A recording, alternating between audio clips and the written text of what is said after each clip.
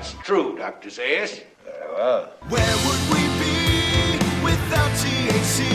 'Cause we know they're lying to us, just don't know to what degree. Yeah, where would we be without THC? The Higherside Chat Show, Greg Carwood and Company.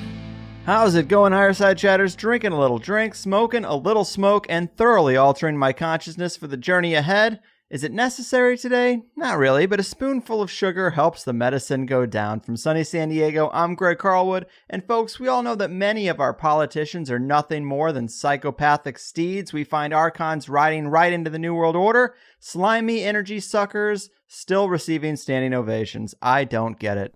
So today the plan was to narrow the focus solely on the dirty laundry of the Clinton power duo, because while it's obvious that anyone is entrenched in the political system as the Clintons will have a closet full of skeletons, how much do we actually know about the crimes, schemes, scandals, illegal campaign finances, and the dozens of bodies that apparently lie in their wake? What do we actually have to say to those out-of-it parents that still toe the Democratic Party line? You know they're out there. And for a lot of us, we probably haven't looked at the details in a while, if at all. So that was the goal today, and I got Stephen Kelley to be the man of honor, as he's been bullet pointing the long list of unsavoriness surrounding the Clintons on his show for a long time. And when we stick to the Clintons, I think Stephen is on point. I can't say I'm in as equal agreement with all of his off-topic analysis, but we all build our own reality from the bits and pieces that make sense for us. So take what resonates with you and cut around the rest. It's what we do as intelligent adults. But I do think Stephen stacks up quite a bit of concerning information, and I'm happy to present his perspective and research with you. I did want to say there was a money bomb winner, but Mr. Butner, you got some email that needs checking. $297 going out to him, because that's how we do it around here.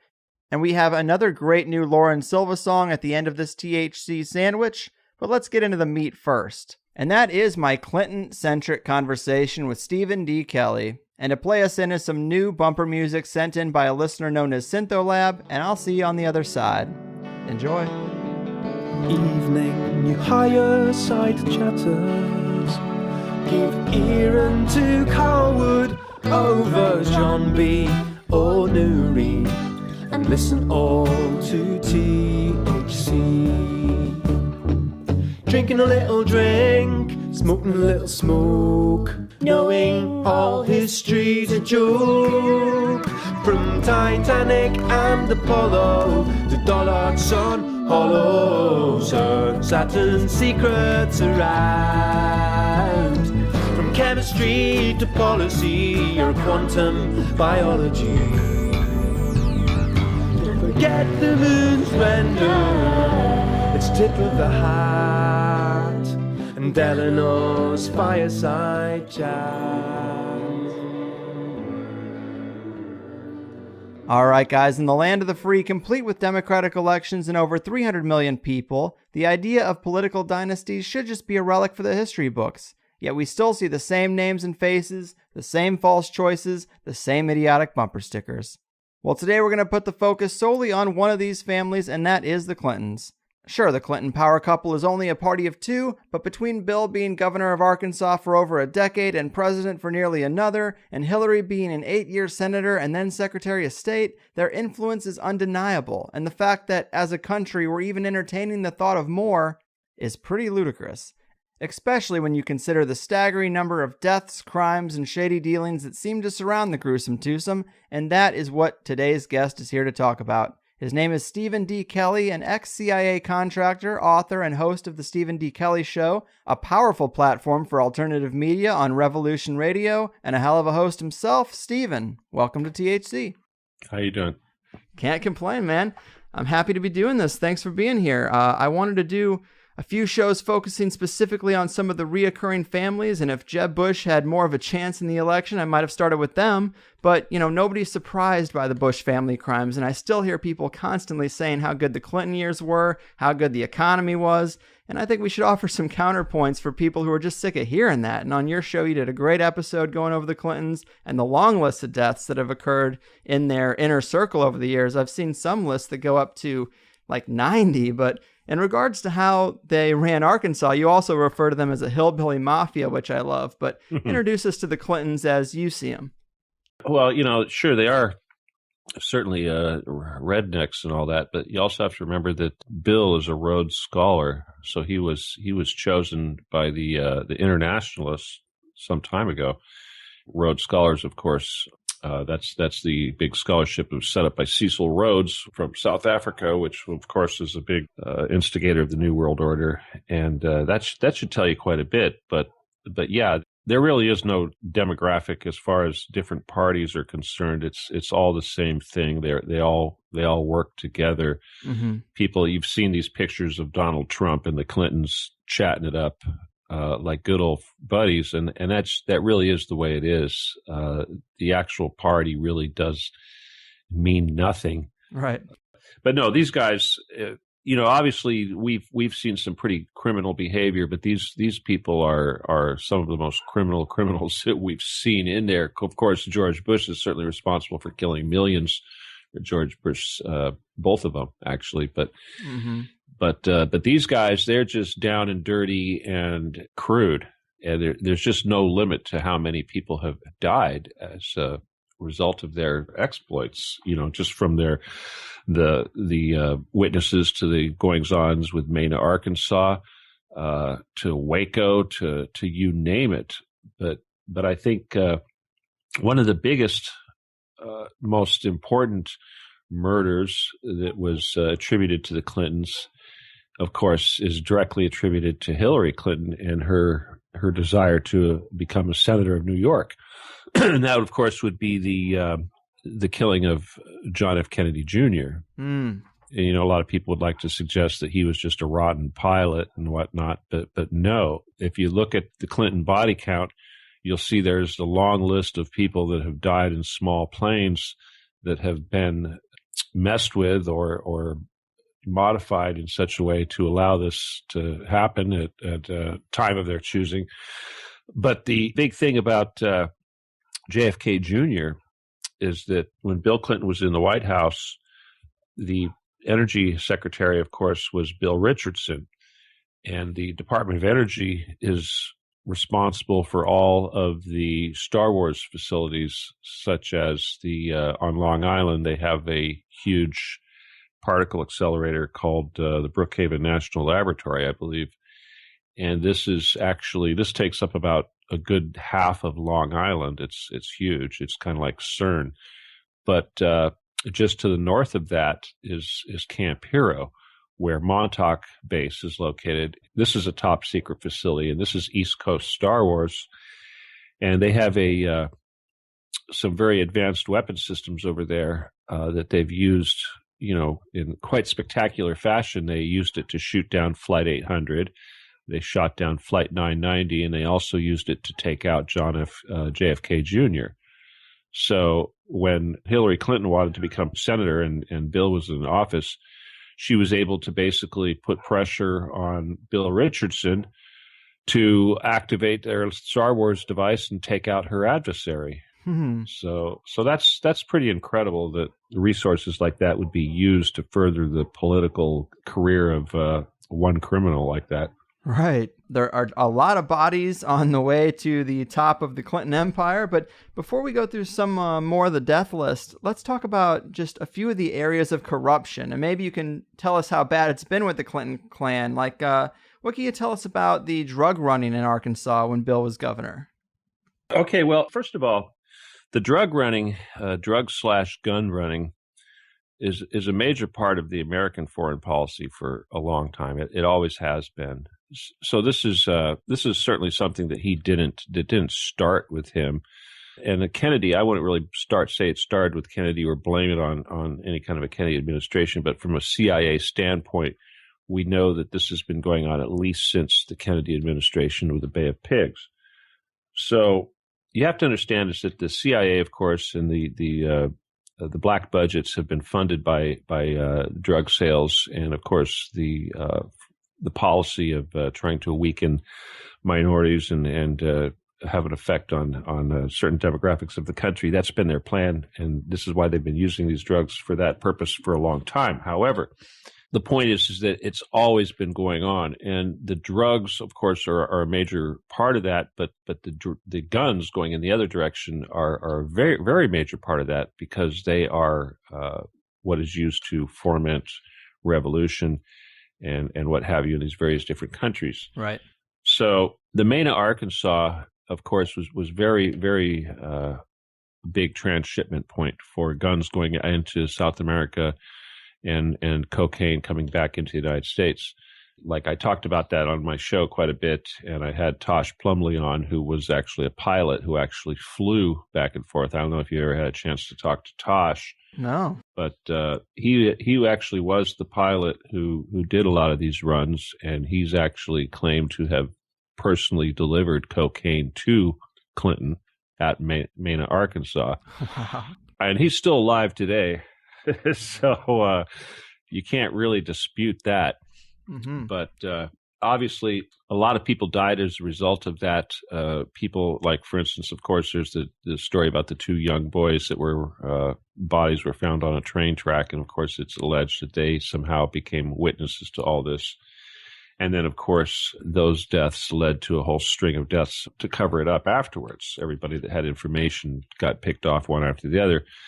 And then probably the most visible fiasco that came out of the whole Mena, Arkansas conspiracy was the Waco incident, Mm-hmm. with the Branch Davidians and all that, because it was alleged that David Koresh was somehow involved in all that, and he had information regarding the transshipments of drugs and weapons through Mena, which apparently wasn't too far from Waco, apparently. Mm. So you think that was the catalyst for Waco?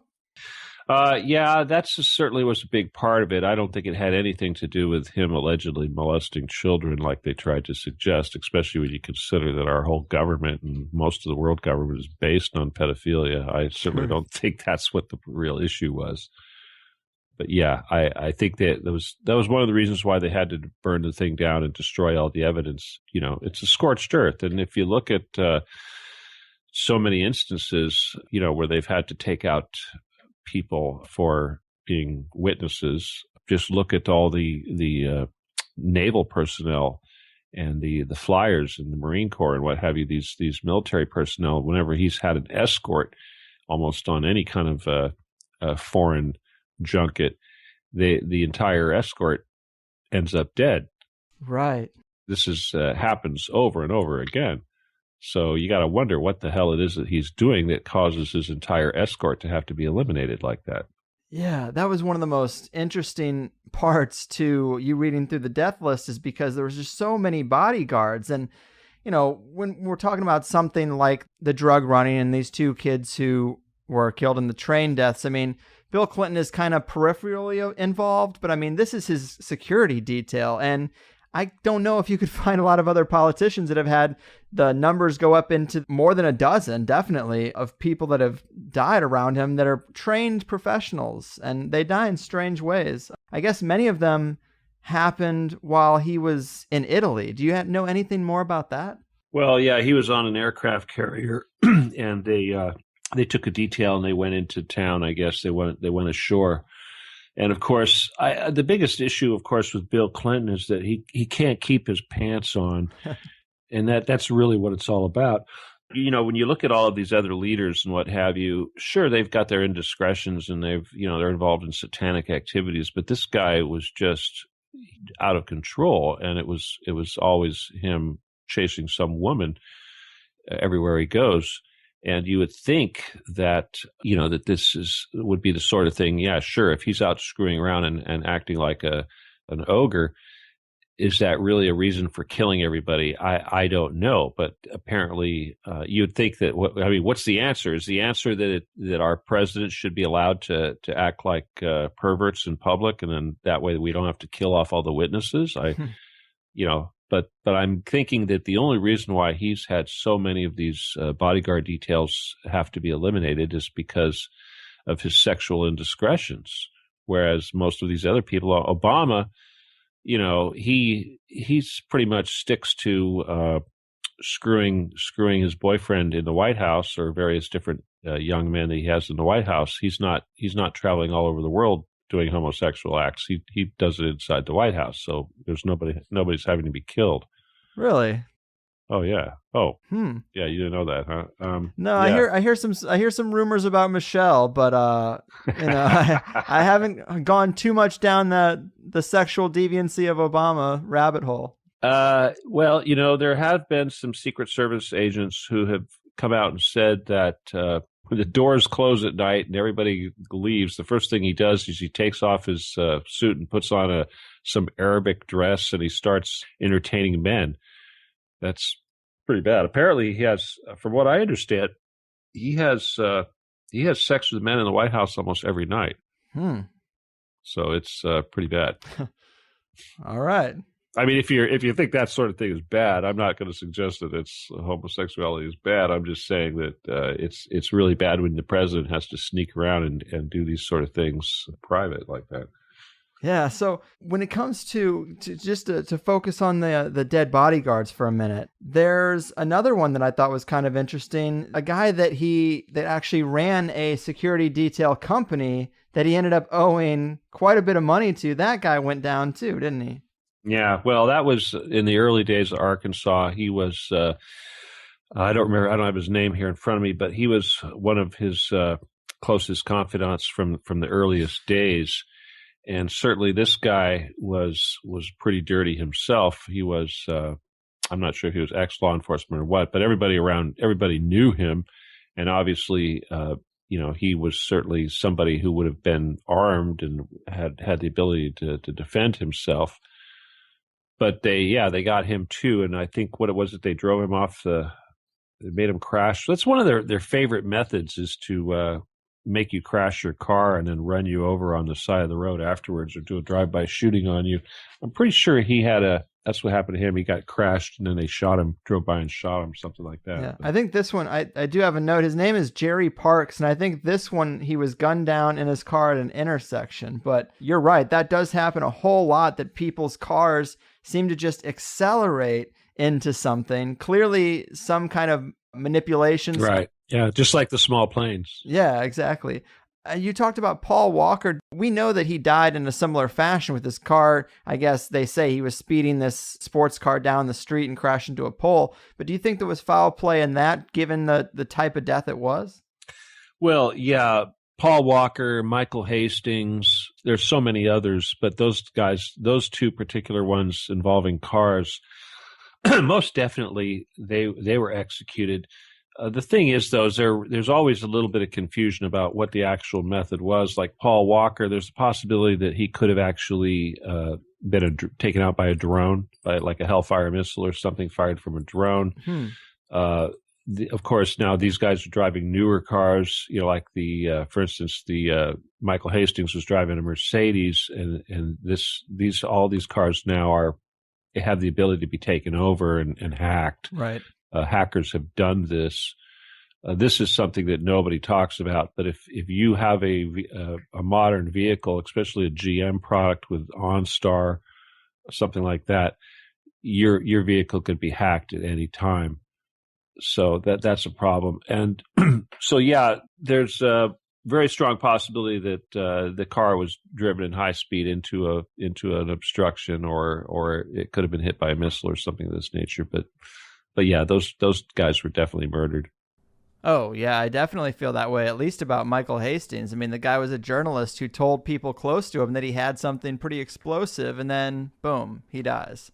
But I did want to talk a little bit more about the sexual exploits of Bill Clinton, because like you said, a lot of crimes do start there. Of course, everybody knows about Monica Lewinsky, but she wasn't the only intern, and it went a lot further than just the interns at the White House. What have you found out? How deep does this go for Bill? Well, it's actually right now, currently there's quite a few of these women who are coming out and challenging Hillary. And it's not really so. I think everybody knows that Bill was a sexual predator. But the real issue now is that Hillary has been an enabler and has been basically, rather than confronting him over this issue, she has been challenging and threatening the victims. so many of them. I know Paula Jones has come out and said this, and there's a few others who are very high profile who are doing the same thing right now, who have basically said that since the attack or the whatever it was that Bill did to them, Hillary has been the one to be the most active in trying to shut them down and threaten them and this sort of thing. Wow. So, but yeah, that's certainly current events. That's going on right now as we speak. Yeah, I get that, because she has a lot more to lose than even he does at this point, because she is still so hungry to be president, which is weird in itself, because you'd think people who are attached to so much shady behavior and crimes and even these deaths, you'd think they just want to take that money and get out while the getting's good and drift away from the spotlight, but she's still running. Well, you have to really look at the big picture here. And the big picture, of course, is that the world is being run by Satanists, and most of this is based out of Israel and, of course, Rothschild money. They are very, very actively trying to set up a situation to cause the death of 6.5 billion people. And they're in a very, very, very exclusive club. And this club wants to be able to go underground and retire in a subterranean palace. Mm-hmm. And this is really what's really going on is because these people, they're bending over backwards, doing everything they can to please their masters so that they can earn their spot in these golden bunkers, if you will. So that's what's really going on. Right. Yeah, I've definitely heard that thread too. But back to what we were talking about, there are a lot of rumors about not only Hillary suppressing Bill's victims, but apparently she's a bit of a sexual predator herself, right? Well, again, nothing wrong with being a lesbian, but she is the poster child for closet lesbians, I guess, out there. And there's so many photos of her where she just can't, standing next to some attractive young lady, and you look at her face and she's just in straining not to stare at the girl's boobs or something. It's just really incredible. But yeah, she's pretty bad about that. I see. Well, yeah, man, of course I have no issues at all with homosexuality. I shouldn't even have to say that, but the concern is more that in these cases that you had talked about, it seems like these advances are against a person's will. And not only that, but it's usually the youth being preyed upon. So yeah, when politicians are getting these rent boys, I don't care that they're boys. I care that they're 14, 15-year-old kids being sold for sex. And we did have Bill's name thrown around in that Jerry Epstein scandal too. Well, let's just discuss this for a little bit here. Okay. Now, again, I have lots of friends who are, gay, have alternative lifestyles and don't live a heterosexual lifestyle. However, we have to look at the common denominator in the bottom line here. And I say this very often because as we move forward, it's getting to the point now where you have to address this and you can't ignore it. And that is the satanic nature of everything that's going on here. These people, if you don't believe in Satan, that's okay, but they do very much. And this is everything that they do is focused in that direction. And it doesn't matter which one of them you take. Obama is a perfect example. His course that he taught at Columbia, allegedly taught at Columbia, was based on a book that was dedicated to Satan. To Lucifer. So it's like this is very in your face. The whole child molestation and sexual deviation nonsense. Again, without judging. Obviously, I have no problem judging pedophiles, but it's pervasive in every bit of this stuff, and it's almost like you cannot be part of this without doing that. You look at the British government. My God, it's almost completely pedophile. And if you look at what's going on in this country, obviously there is an agenda, and there isn't in this agenda. It's a dark agenda.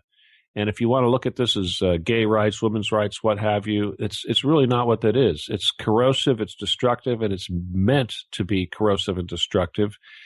And that is that satanic thing. And if you want to take it one step further, you could suggest that this is a Zionist conspiracy, and it actually is. Mm-hmm. And there's just no two ways about it. And if you look at what's going on with the Obama administration, which of course is just a continuation, Yes, Michelle is certainly would appear to be transgender, a man disguised as a woman, and Barack Obama is obviously clearly homosexual, pretending to be married to a woman, and with actuality is shacking up with a guy with 2 children who are probably adopted. And this is again, it's not the end of the world, but the point is they're using that to drive their policy and trying to use that to promote all sorts of other bizarre gender choices. It's nonsense. And then if you look at, it's so pervasive and it's so huge.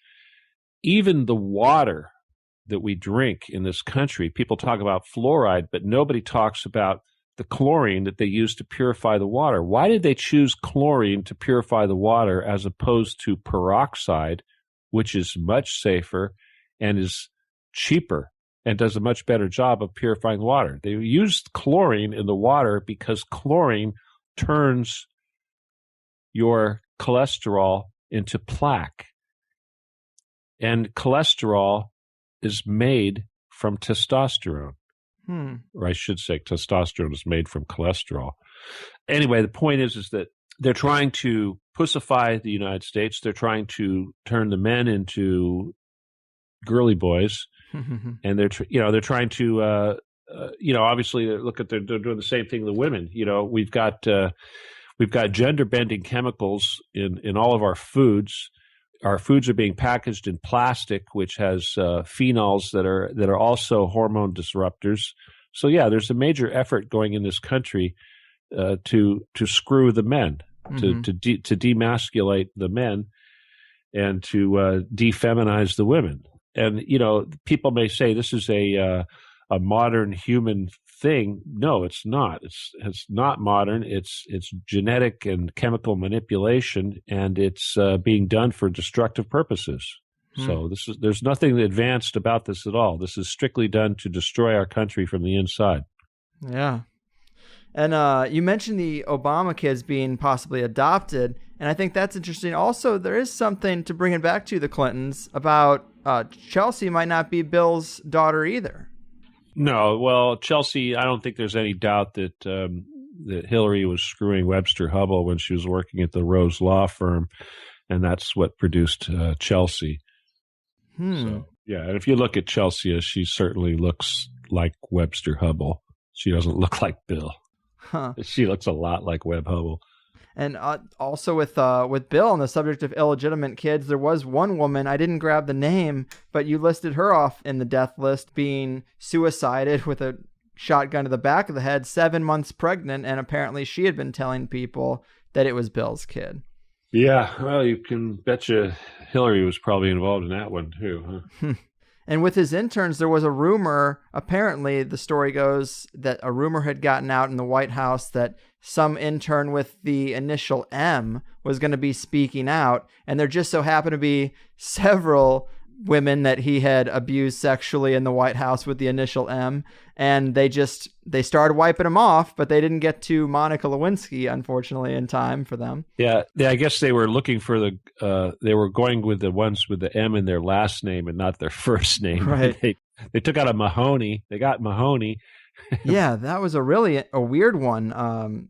She was the one who I think Starbucks, I think it was. Yeah, she managed a Starbucks, and somebody came in and shot her and 2 other people, and they said it was a robbery, yet no money was taken.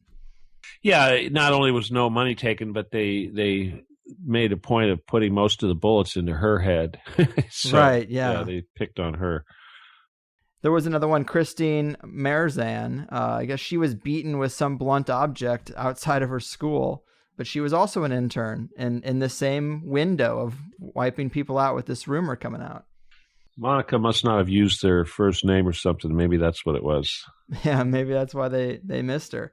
But, I mean, just what we've covered alone is so many deaths attached peripherally to these two, and really in just a couple of subjects: dead bodyguards, dead women that had been preyed upon. Another big section of people that had died were related to his fundraising. A lot of the illegal campaign contributions and foreign sources of money, apparently they had taken up to about $500 million by some people's estimates. And a lot of these people who had clues and information on how they were getting their money, they went missing or died mysteriously also, right? Well, yeah. Let's see. One of the more famous ones, I think, was the Lum.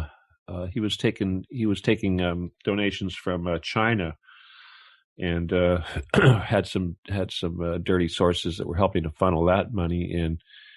I don't remember all the details about that, but I should mention, though, not connected to the fundraising, though, but one of the things that I was really kind of close to back when that was happening was the Chinese military was actively bringing in the AK-47s into the United States and the SKSs and all that.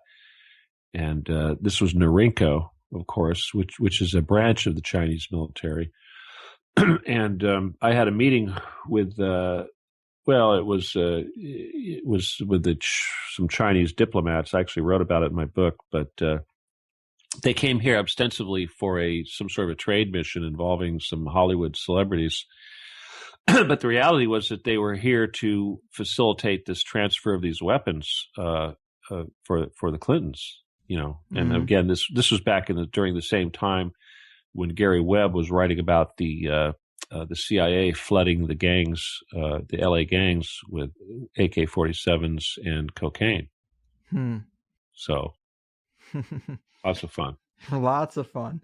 Another one I thought was interesting related to the Oklahoma City bombing, Alan G. Wicker. That's interesting because I guess a lot of people that worked at his level got a mysterious page not to go to work that day, something we also saw in 9/11, but Alan didn't get that page. I think they were mad at him for something, huh? Right. He was the only one that didn't get the page. Where's everybody? Well, that is another interesting bit of information because with a lot of these deaths that you've listed, there are times where they take out a full plane, not just a small passenger plane or a private jet, but they take out a whole plane of people just to get to one person. They really don't care how many other bodies lie in the wake, do they? That's happened so many times. Flight 007 that was shot down over Sakhalin Island, that was to get one congressman that was on board.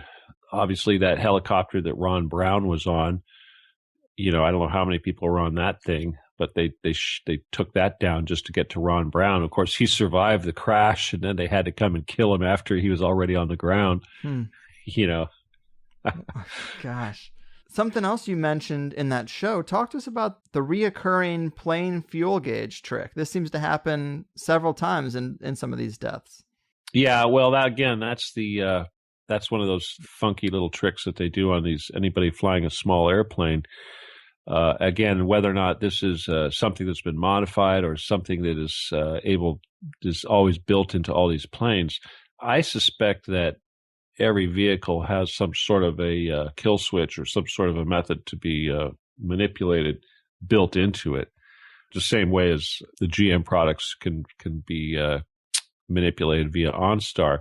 I think the planes certainly, if you've got a radio hookup to a plane, there's probably a good chance that they can screw with you. I mean, it's the same thing with even if whether or not any planes are used on 9/11, we know that all the Boeing aircraft now have fly-by-wire capability. And, how many times have we had situations where, we had to speculate on whether or not that's something to do with it, like flight MH117, I believe, or the Malaysia one, or even the one that went down in Kiev or was shot down by Kiev. Mm-hmm. There's questions about all of those planes and whether or not they were directed or changed their paths, or the controls were basically taken over by somebody outside of the plane. So we certainly have to be thinking about that. But, this is one of the reasons why I believe some of these other countries, Russia and Europe, they don't want to have anything to do with Boeing because, they know better than to put their people on planes that the United States can control remotely. Man. we know the Bushes are heavily involved in Skull and Bones, and you mentioned that Bill was a Rhodes Scholar, but are there any other connections to secret orders that would have brought Bill up in the old days? Bill, well, it's hard to say. I don't know how they choose these people, if it's some sort of a bloodline thing or what.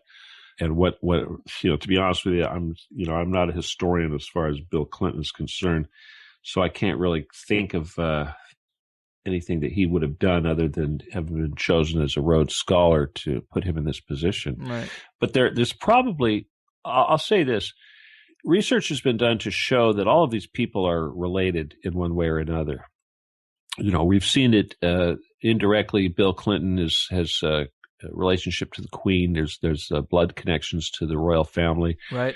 And I think they said that with the exception of maybe one president, that they've all been related to some degree. Even Barack Obama somehow is related to Bush and people like this. So I would say that aside from any kind of a professional training or a selection process, that there's certainly some sort of a genetic lineage legacy thing going on there. Yeah, there's always some type of connection. And to go into a few more scandals, of course, Whitewater is one that everybody has heard of, but I don't think people really understand what the Clintons did wrong in that thing. I know it was some type of real estate Ponzi scheme, but what can you tell us about that situation?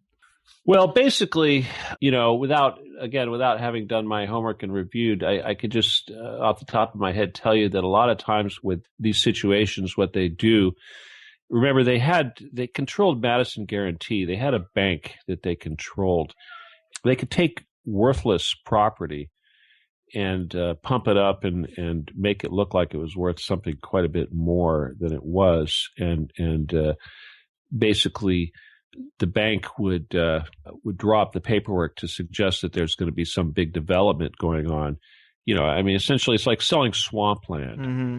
And inflating the price and selling it over and over. And this is what they did very often. They pulled that stunt over and over again. And you'll see that so many of the people who were swindled had to enlist the help of investigators and whatnot to try to get to the bottom of what happened or where the money went or what was going on. And those investigators end up getting killed. So there's quite a few deaths associated with that. And another scandal that I didn't even know anything about was this Inlaws Scandal. I learned about that from you, but apparently it was about putting backdoors in software. Yeah, that's actually pretty cool because the thing is about the Inlaws Scandals that when it happened, nobody really knew anything about what it was all about. And, because the personal computer age hadn't really matured to the point it is now, so we don't really understand. But back in those days, they were working very hard to engineer backdoors and Trojans and the sort of thing that because of Edward Snowden, we know that is so pervasive in all of our communications technology. Even back then, when people were still somewhat ignorant to the technology and what was coming in the future, these guys were actively working to install the same sort of backdoor listening devices and data stealing ability that is so pervasive today. So yeah, but the thing is that, like you said, that scandal came and went, and people died, and no one really knows anything about it. And yet, here we find out that what they were doing, it's so indicative of major issues that we're having to deal with today. Mm-hmm. Yeah, so this is nothing new. They've been doing this scandalous stuff for quite a while. Right. When Bill Clinton was president, he put a lot of things in motion. I mean, he also made the huge pushes towards globalization with the signing of the World Trade Organization agreement, which is now creating policy that supersedes the laws of sovereign nations. I mean, this is New World Order stuff, but I hear it listed as one of his achievements all the time, like it's a good thing. He did some really major things. One of the things he did was he put some major protections in for the banks, the brokers, and insurance companies. And he basically said that only bankers can be banks, only brokers can be brokers, and only insurance companies can be insurance companies. And we always wondered what was that all about? Because I thought, well, maybe he was trying to keep somebody like Bill Gates from going into the banking business. But it was basically cementing control of that trifecta of evil. Mm-hmm. And some of the other things he did that are kind of significant, like, for instance, he very much empowered Israel to control the data, like a lot of what we have today. A lot of for instance, HIPAA, all of your medical data is protected by HIPAA, which is the Health Information Privacy Act. And the idea is to keep all of your medical data private and secret. Only your doctors should be able to have access to that, and there should be no distribution of this information. Well, Bill Clinton basically set into motion the system which put all of that information into the hands of Israel. And most of the data collection that's going on by the NSA and what have you, your Echelon and your and all of that listening stuff is also based out of Israel. So that's pretty incredible to think that that Israel has been put in charge of the surveillance of us, and it's not just of our medical data or our personal communications. It's also all of our financial data is all being cleared through Israel. So that's pretty damn scary, if you ask me. Yeah, that doesn't make a lot of sense. And when it comes to the deaths and cover-ups, I also wanted to mention this James Bayer guy. He does the autopsies and apparently hides homicides behind a suicide ruling, which is also a reoccurring component, isn't it? Yeah, Dr. Pere. Yeah, he's a famous autopsy doctor who apparently is the one that they call upon when they've got a dirty body that they need to cover up. So yeah, his name comes up quite a bit in some of these shady murders. Another famous death apparently was Sandy Hume. People might know Brett Hume from Fox News. What happened there? That was his son, right? Yeah, Sandy was Brett Hume's son. He was definitely an up-and-coming guy. And again, I don't remember the exact story, but I believe he was working on an expose or something involving, maybe you have the information in front of you, what it was involving, one of the many Clinton scandals. And yeah, he got taken out. How did they take him out? Did they run him over or what? Well, it just says, I wrote here that it was deemed a suicide and it was basically a media blackout. The police were giving no information. Yeah, well, yeah, again, there's just so darn many of these things, and it's really hard to keep track of them all. But let's say, for instance, just to bring it up into the future here, Benghazi, clearly, Benghazi. Now, everybody knows that Hillary Clinton certainly was responsible for this, and obviously Obama was directly responsible also. But the whole purpose of that, the Ambassador Stevens was definitely involved in the transshipment of the stolen weapons from the army of Muammar Gaddafi to ISIS in Turkey so that they could ship them into Syria. And for whatever reason, something didn't work out, and the personnel that were there to protect the ambassador didn't go along with the program. But the whole purpose of that event was to facilitate this transfer of missile launchers and all sorts of sophisticated weaponry. And of course, they did not want anything to come in there and interfere with their illegal transfer of weapons. So this is why they told the military to stand down and allow the embassy to get ransacked. And it wasn't really an embassy; it was more like a CIA weapons shipment location. But that's incredibly dirty. And the thing is that the United States is completely responsible for ISIS. And if we had to bring this into the future right now, this is truly the biggest deal, the biggest thing that's going on. I mean, look at what's happening. We've got World War III is on our doorstep. Russia has actually had to step in and take over this fight against these bastards, and it's getting really ugly. And the whole world knows now that ISIS is purely a fabrication of the CIA and Mossad and some of these, shall I say, Israeli Rothschild elements. It's purely was created just for that, for in order for them to destroy as much of the Middle East as possible, so they could facilitate the creation of the Greater Israel. That's all it is, and for the people in this country to have fear of ISIS and to beg to allow our freedoms to be taken away and to listen to anything that's coming out of these people. I mean, it's just the lies are just so bad right now. The whole world, we look incredibly stupid to the entire world.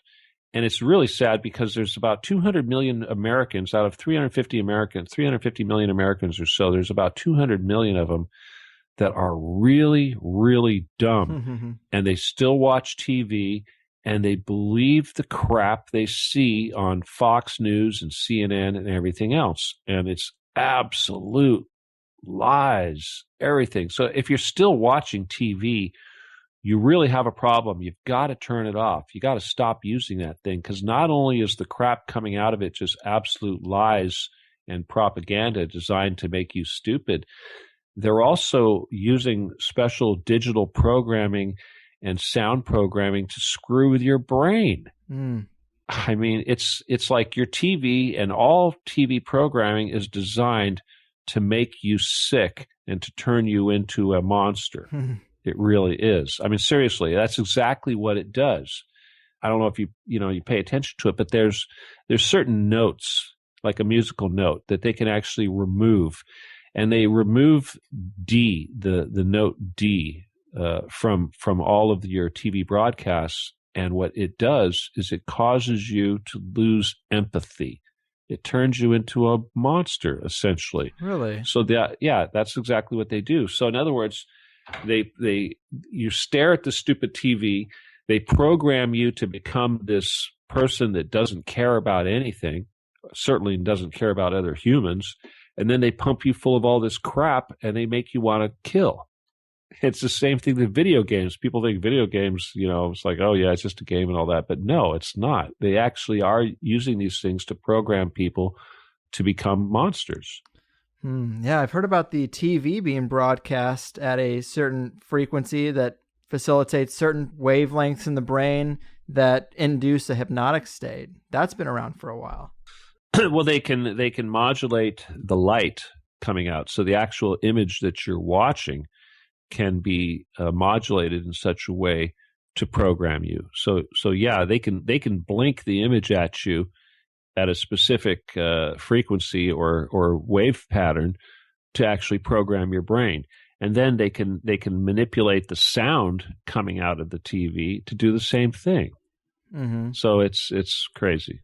Yeah, it's bad. I mean, I know myself sitting at a bar with a buddy, I find myself looking up at that TV. I don't even know the sports game that's on. I don't care about the sports game that's on, but my eyes just seem to drift towards it. It's a very hypnotic situation. Well, obviously sports is a whole nother issue. I know so many people, they love their sports and whatnot, and I'm not going to call you bad names for being a football fan, but you got to remember they're paying, the U.S. government is paying good money to those team owners and those to create those stadiums. Oh, it's all bread and circus. I mean, come on, people. It's like it is such a waste of time. It's filling your brains with crap, and it's causing you to have a false us against them, against your own fellow Americans. Good point. Yeah, they should be bringing us together, not giving us these animosities against each other over these bogus things. Yeah, I mean, how many drunken fights probably break out over the silliness of sports teams? Somebody wearing the wrong hat or saying your team sucks.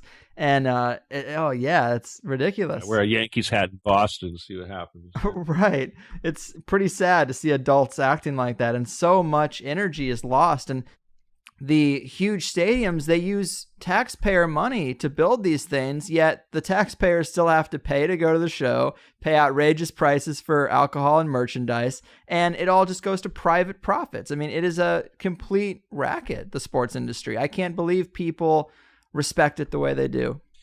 When we're on the subject of polarizing people and generating false hatred and all this stuff, I want to bring up something real quick that I think is important. It needs to be reiterated, and that is this shooting in San Bernardino that took place. First of all, I'm still seeing pundits and idiots on TV, or I'm not seeing on TV, but I see people posting things all the time where they keep suggesting that 2 Muslims committed the act. No, 2 Muslims did not shoot anybody.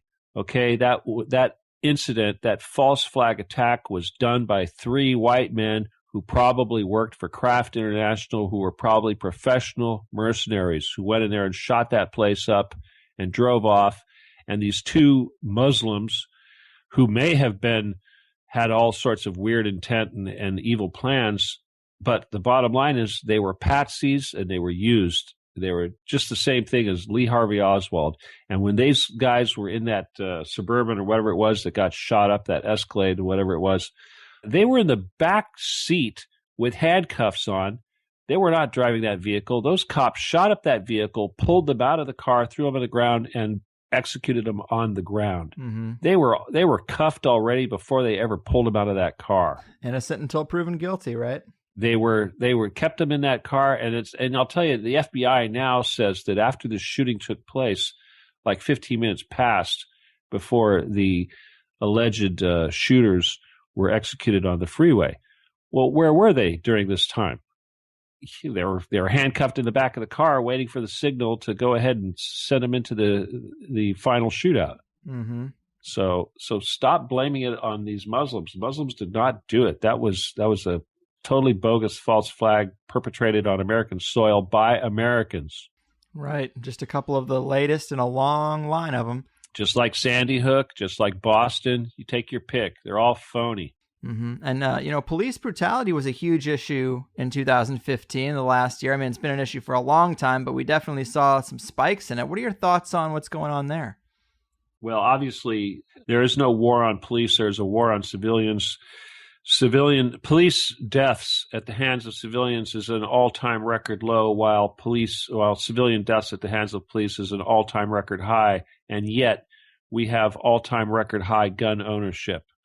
So violent crime is way down because we have record high gun ownership, and yet we have record numbers of law enforcement personnel executing citizens. Obviously, this is a major problem.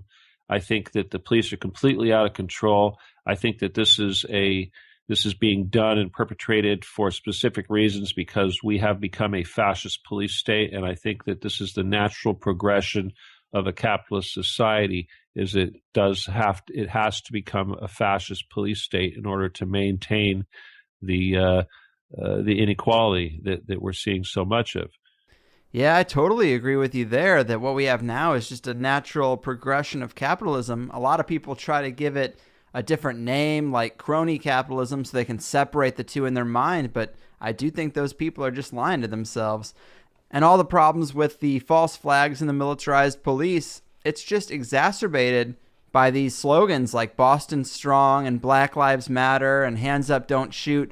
A lot of people have a good intention, but when the media gets a hold of these little mottos, it makes the problem worse almost. It can be really polarizing. People get very emotional. Well, that's what the media is all about, of course. They're trying to polarize everybody, and that's what people need to reject. You need to avoid any of this polarizing thing. And the way that you do that is you have to separate your emotion from issues. You have to learn how to observe issues without becoming emotionally attached and becoming angry and allowing any issue or information to control your emotions. Mm-hmm. So not easy to do. Yeah, and the police thing is probably one of the things that I think worries me the most. I drive a lot with my dog in the car, and so often you hear that these police, just on a simple traffic stop, will execute a dog that won't stop barking. And I know if a stranger walks up to my window, my dog is going to bark. And when I'm driving from here to St. Louis, which happens sometimes, that's the number one thing on my mind is just don't get a speeding ticket because it could escalate into you losing something you really value, and there'll be no repercussions whatsoever. Well, dogs are really good at perceiving evil. Good point. And so, yeah, they're when you're that evil, you're going to have fear of a dog. right? And that's kind of like a vampire. They're gonna have fear of these certain things. But no, I got to tell you, obviously, I was in the law enforcement business for a long time. Most of my clientele were police officers and government types. But most of the police people who have become police today, they're the ones, by and large, the ones out there shooting these dogs. These guys are pussies. You guys are pussies. You got to shoot a dog. You are a pussy. You should not have a gun. You should not have that job. Seriously. Right.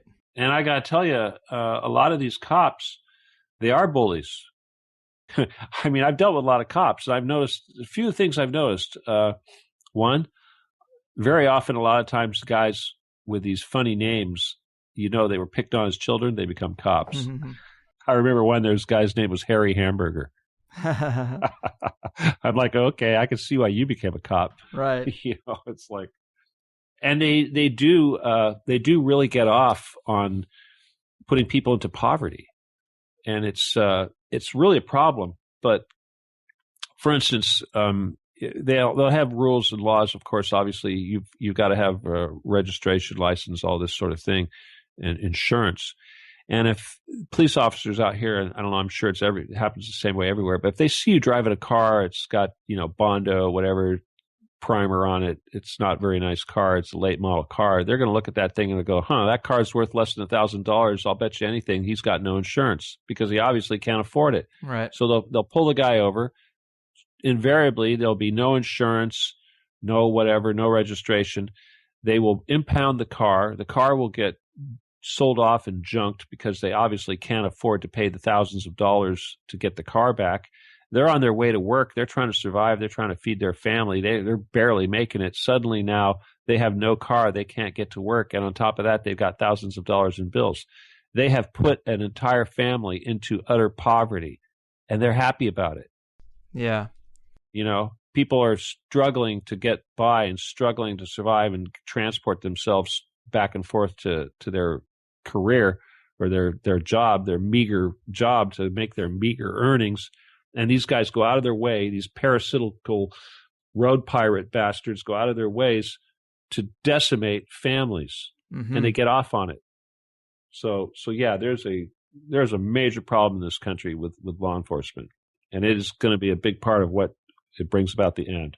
And I'm not sure if you saw the headline that was going around a little while ago about asset forfeitures and the police seizing money from people, which has become a problem. But according to the FBI's own crime reports, last year, police took more money from people than burglars did. Forfeitures was just over $5 billion, and burglaries was just under $4 billion. Yeah, so it's now proven beyond a doubt that the law enforcement are bigger thieves than the thieves. It's true, by $1 billion. And it's kind of funny because I moved here to San Diego, and people would always talk about, oh, you can't go down to Tijuana, don't go down to Mexico because the cops will pull you over and they're so corrupt, they're gonna shake you down. And it definitely affected me. It scared me away from going down to Tijuana. But then I thought, why? Police here are not any better. It's the same thing. Yeah, it's pretty bad. But like you said, if you drive a late model car, you're a target, Right. So. And another thing you brought up earlier was training from Israel. That's something that they've instituted with the police as well. Yeah. So I guess we'll be seeing a lot of people getting shot, and then they'll be dropping knives next to their bodies. So what's the solution on the police front? More cameras, non-lethal weaponry? Well, this is the thing. Again, obviously, there's a society as a whole needs to go through some major restructuring. But from on a small level, policy needs to be changed. So in other words, if the police are doing something that's unacceptable, shooting people in the back, they're running away, things like this, and the police officers are not being charged for this and they're getting away with it, then that means is that policy is allowing them to do that. So policy needs to be changed. And policy is something that's developed on a local level within every single department. So that is something that definitely needs to be changed across the board. They need to adjust their policy. Mm-hmm. And then if they violate policy, then they can be charged.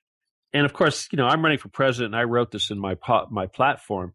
But I believe that police unions need to be abolished. I don't think there's a place for that. I think there are certain fields that should not be unionized, and that is definitely one of them. You should not have police protective associations fighting tooth and nail to keep corrupt cops on the job. That's wrong. That has to stop. Right. Yeah, I did not realize you were running for president in 2016. Yeah, I'm running for president, yes. Wow. How's that going? What party? Any totally independent? No, you got to write me in. Well, yes, totally independent, but you're going to have to write me in. I'm not going to spend $1 million to go out there and collect signatures and put my name on every ballot. You're going to have to write it in. Yeah.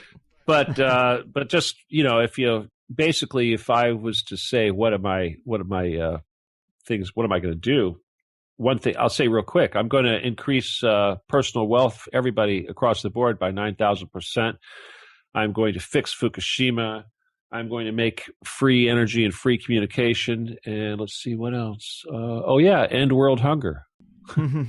Increasing people's personal wealth. What do you think would be the biggest things that would do that? Ending the Federal Reserve. Amen.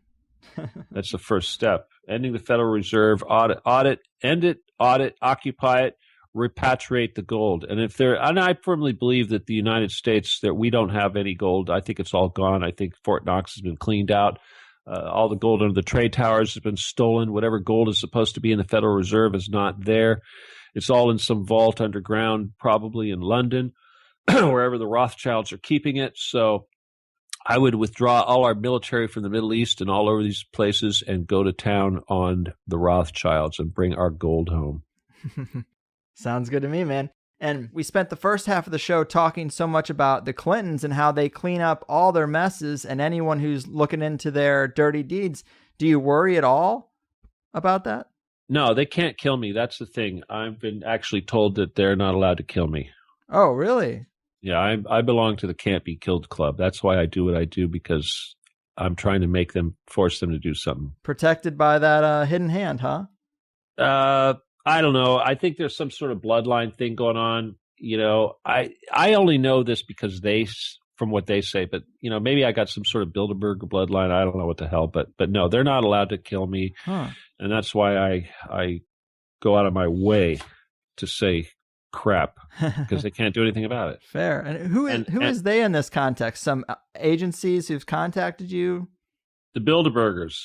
Bilderbergers themselves. Yeah, the kings of the earth. They're not allowed to touch me. They are not allowed. Believe it or not, this is going to sound really crazy, but believe it or not, the last time the Bilderbergers all got together in London, I think it was during a big solstice or something like that, they actually, one of their topics of discussion was what they were going to do about me. Wow. Who's telling you this? Actually, Carrie Cassidy was the one that told me that. Oh, okay.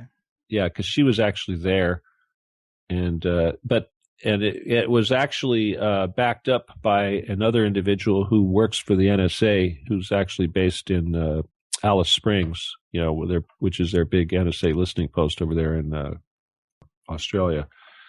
But yeah, but this is when I was messing around with scalar technology. I'm a problem. All right, this is why this is why I'm running for president. This is why I do what I do, because I'm a problem, and they know I'm a problem, and that's why they are doing everything they can to keep me quiet and keep everyone from knowing who I am, because I'm going to screw things up for them. I think they're waiting for it. They've seen it. Their crystal balls have shown me upsetting their apple cart, and they're doing everything they can to keep that from happening. Wow. Well, then it's a good thing we did this show, and maybe you can get Andy Basagio as a running mate. I'm anti-Andy. Screw that guy. He's a clown. He's a clown. I got a running mate anyway. Actually, no. My running mate is actually the one I've chosen. He's a former bishop with a Southern Christian Leadership Conference, and he's former NAACP. He's a good guy. But no, Andy's a clown. All right, seriously, he's a clown. Yeah. I don't have no patience for any clowns right now. Well, I hope the campaign goes well. Obviously, the agenda is certainly heating up. And also, as someone who lives in California, I mean, the environmental problems here between the radiation hitting the coast and the methane leak that might still be going off. I don't know. They don't really talk about it much, but are you going to have to move soon? We're already being irradiated, but one of the things that I try to teach people is how to change your energy so that you're not a victim of these things. So yes, that's magic. All right. We can adjust our bodies, and we can actually give out gravity by becoming service to others orientated, and that will allow you to actually defend yourself against these harmful radiations, as well as mind control and all that other nonsense that they do. And that is a whole nother interesting branch on the truth tree, but that is pretty much the end of the show. Thanks so much for being here, man. Before we go, do you want to let people know where they can maybe follow up with you, or at least tell them about your book and where they can hear the show? Google my name, Stephen D. Kelley, Stevnkelly, Stephen D. Kelley. Google that. Everything will come up. The name of the book is Cities Under the Plains, available on Amazon Amazon Kindle. Oh, yeah. My email is law17, LAW17GUN @AOL.com if you want to communicate. Right on. Thanks again, man. Definitely info the people need to hear about. Much appreciated. Keep doing what you do out there, man. All right. Later on. All right, guys. There it was. The first hour, I think, had some solid info in it, and it was spent primarily on the Clintons, but the second hour definitely was not. A little more all over the map. And some of the parts were very informative. I liked hearing about the background of the Khazarian Empire and how some of the power centers flexed geographically. I always like to ask researchers about that because there are so many different opinions. We talked a bit about the elite and their underground bunkers, also important, and how control of ancient sites and new archaeological discoveries might be the real underlying reason for some of our military action. And I also really love getting into the Hollow Earth theory with anyone who's looked into it, and Stephen dropped some science in a new way that I really enjoyed. It's just that when I hear someone who's talking about practical stuff so well, and then they equate it all to Satan, and they're critical of homosexuality, and they say that they won't talk about the Vatican, I just have to think, oh, okay, you're one of those guys. And I have to filter out that residue of your allegiance to the church, which I think is a trap of the elite in itself. Or maybe you're a Christian, and when you listen to THC, you filter out my condemnations of religion, and that's fine too. That's why I let a guest have the floor as much as I can when they're here. And you can hear my thoughts afterwards if you care to. But I think we can still all enjoy a show like today's, right? Although when I hear Satan is the top of the conspiratorial pyramid, I have to substitute archon or wrathful demonic entity or something that really kind of means the same thing, but I have to take it out of that God versus Satan dynamic because I think that's very naive to think that that's what's going on, or that the Bible is your rock, or that Jesus is your savior. I'm not into that, but sometimes you have to hear about it to get to the good stuff. Because if I filtered out all religious guests, I'd be running out of people. And I am in the minority, I think, when it comes to the conspiracy community and my lack of good Christian values, but we seem to be doing all right. Which brings me actually to my next point. Another element of the Plus show was when we got into the state of the alternative media, and Steve was not shy about naming names and topics he finds to be a waste of time and energy. And I respect the boldness, and I agree with some of those breakdowns.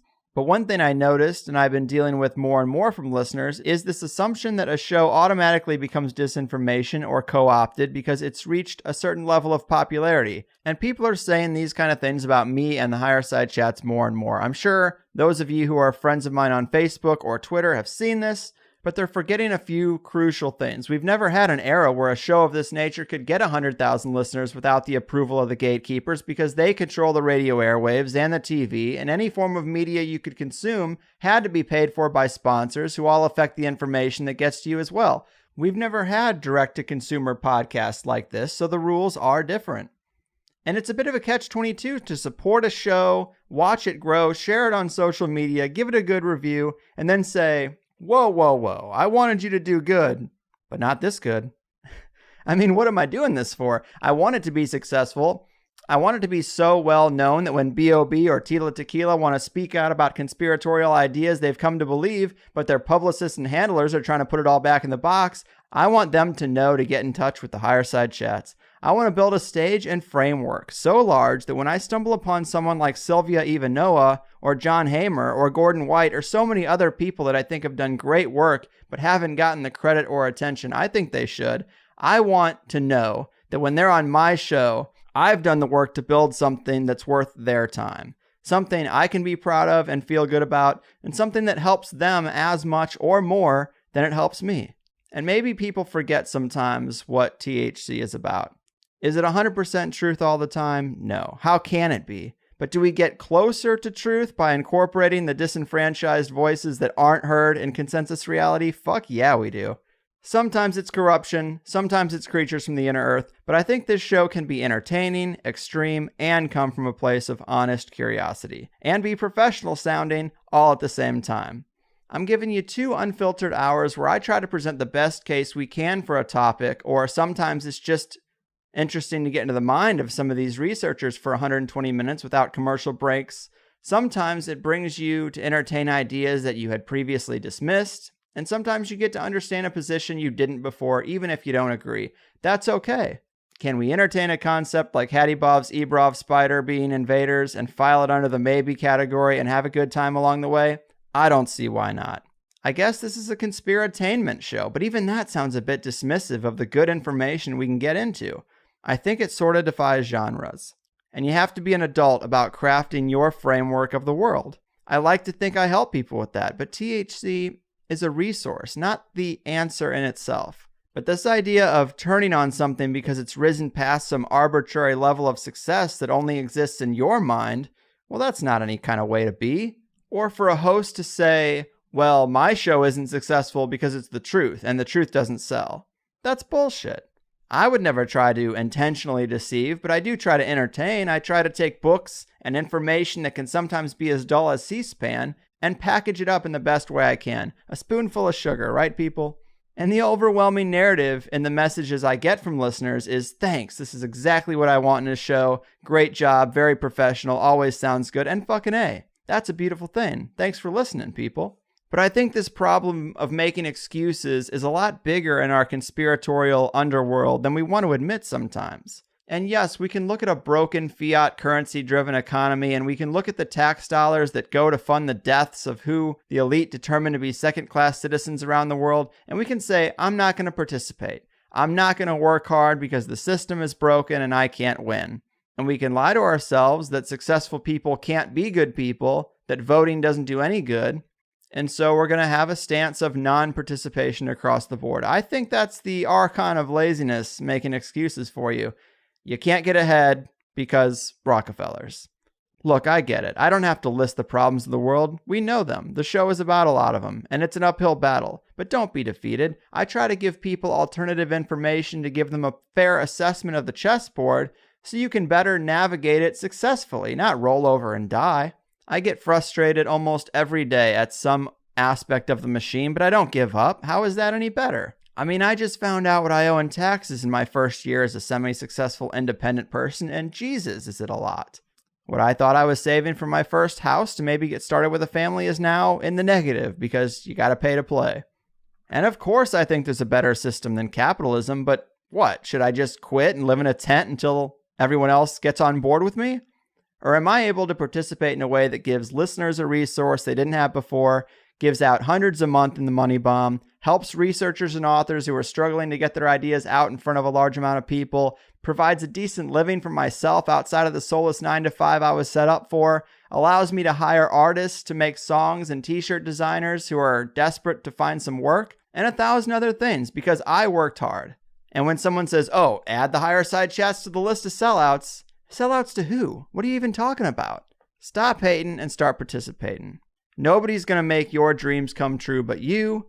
So get educated on the situation, take a deep breath, and dive in. Life is for living. Don't let your ego make excuses for not being successful. And don't be a victim, right? I mean, I'm speaking broadly, but in the case of today's guest, we couldn't get through 2 hours without hearing cats and dogs and birds. And maybe that's an indication of something. I was very clear about doing a show focused on the Clinton family. Maybe brush up on that information instead of shooting from the hip. If you're the only truthful person in the alternative community, maybe take this opportunity a bit more seriously and come a bit more prepared.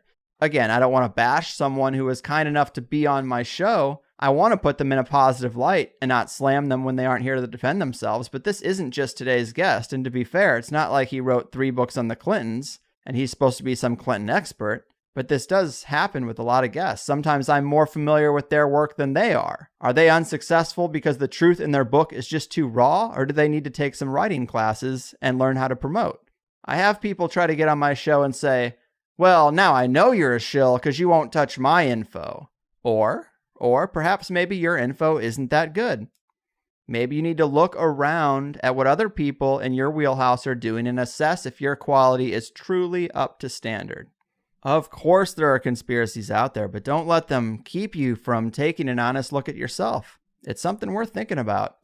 And B.O.B., if you're listening, ignore the warnings from your publicists and marketers and sit down with me for 2 hours and let's talk weirdness. I'm sure you've seen some things that we would love to hear about.